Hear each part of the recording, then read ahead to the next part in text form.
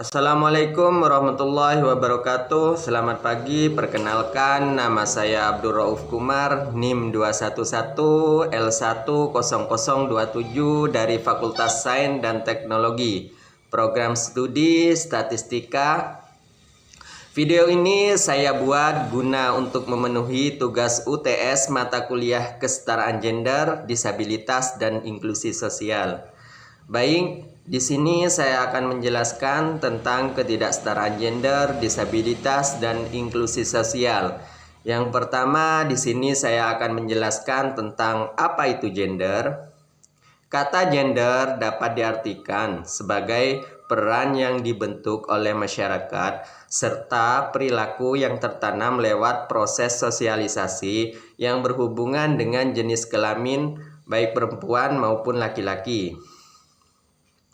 Kesetaraan gender adalah pandangan bahwa semua orang harus menerima perlakuan yang setara dan tidak diskriminasi berdasarkan identitas gender mereka.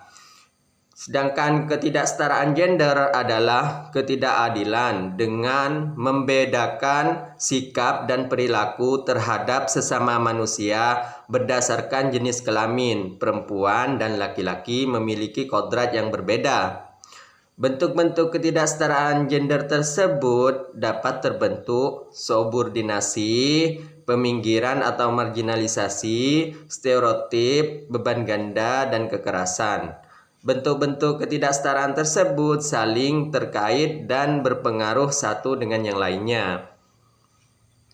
1. Subordinasi, artinya penilaian atau anggapan bahwa peran yang dilakukan oleh satu jenis kelamin lebih utama dan lebih penting dari yang lainnya. Misalnya, perempuan tidak perlu sekolah tinggi-tinggi sebab nanti akan bertugas di dapur, melayani suami, keluarga, dan mengurus anak. 2. Marginalisasi atau peminggiran. Perempuan tidak dapat berkontribusi dalam suatu aspek atau bidang pekerjaan tertentu. Contohnya, perempuan tidak memiliki kesempatan yang luas dalam mengembangkan karir dan diberikan upah yang lebih rendah dibandingkan laki-laki. 3. Beban ganda. Perempuan mengerjakan tanggung jawab secara berlebihan yang seharusnya dapat dilakukan pembagian tugas antara laki-laki dan perempuan. Contoh, seorang istri harus melakukan pekerjaan rumah tangga seperti memasak, mencuci, berbelanja, mengurus anak, melayani kebutuhan suami.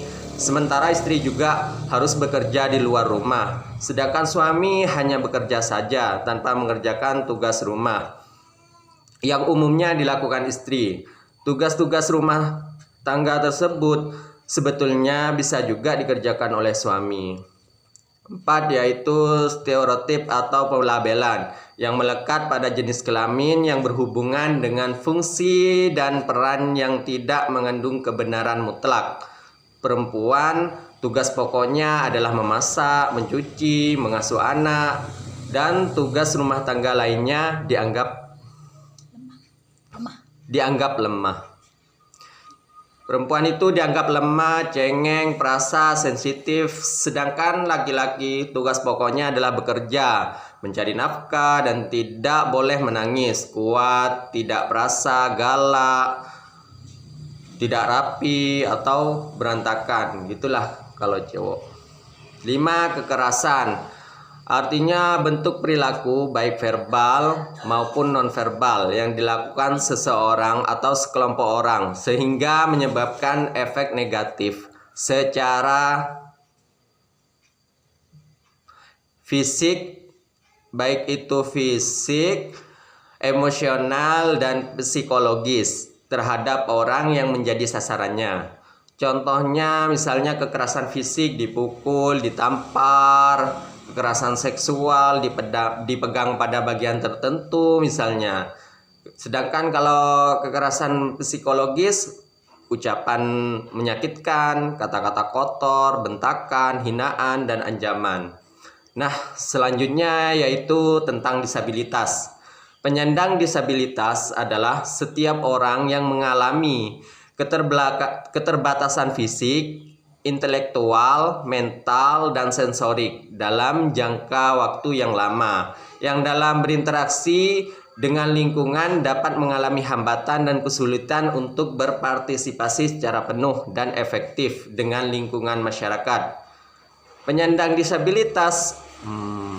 disabilitas fisik mengalami keterbatasan akibat gangguan pada fungsi tubuh. Cacat dapat muncul sejak lahir atau akibat kecelakaan, penyakit, atau efek samping dari pengobatan medis. Beberapa jenisnya antara lain lumpuh, kehilangan anggota tubuh akibat amputasi, dan cerebral palsy. Sedangkan disabilitas sensorik adalah keterbatasan fungsi panca indera yang termasuk jenis disabilitas ini antara lain disabilitas tunawicara, misalnya tunarungu dan tunanetra. Untuk membantu penyandang disabilitas tunanetra, Anda perlu mempelajari cara khusus berinteraksi dengan mereka. Ketahuilah jenis sentuhan dan nada bicara yang bisa Anda gunakan untuk berkomunikasi.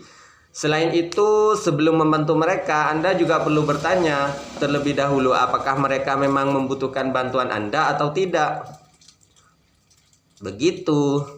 Sedangkan untuk penyandang disabilitas mental mengalami keterbatasan akibat gangguan pada pikiran atau otak. Disabilitas mental tersebut misalnya termasuk bipolar, gangguan kecemasan, depresi, dan gangguan mental lainnya. Mereka yang mengalami disabilitas mental dapat mengalami kesulitan untuk berkonsentrasi, berpikir, mengambil keputusan, dan mengutarakan isi pikiran mereka. Untuk disabilitas intelektual dapat ditandai dengan tingkat IQ di bawah standar rata-rata, kesulitan memproses informasi, dan keterbatasan dalam berkomunikasi, bersosialisasi, dan kepekaan terhadap lingkungan. Beberapa jenis disabilitas intelektual adalah Down syndrome dan keterlambatan tumbuh kembang. Dan yang terakhir yaitu tentang inklusi sosial. Pengertian inklusi sosial yaitu sebuah pendekatan untuk membangun lingkungan yang terbuka untuk siapa saja dengan latar belakang dan kondisi yang berbeda-beda. Hal itu meliputi karakter, kondisi fisik, dan kepribadian. Kepribadian, status, suku, budaya, dan lain sebagainya. Contohnya inklusi sosial di dunia pendidikan misalnya. Sekolah yang juga memberikan pendidikan untuk anak yang berkebutuhan khusus maupun tidak akan belajar di kelas yang sama dan mendapat pendidikan yang serupa. Yaitu, sekian, terima kasih dari saya. Apabila ada salah kata atau ucapan yang kurang berkenan, mohon maaf. Terima kasih banyak. Sampai jumpa. Assalamualaikum warahmatullahi wabarakatuh.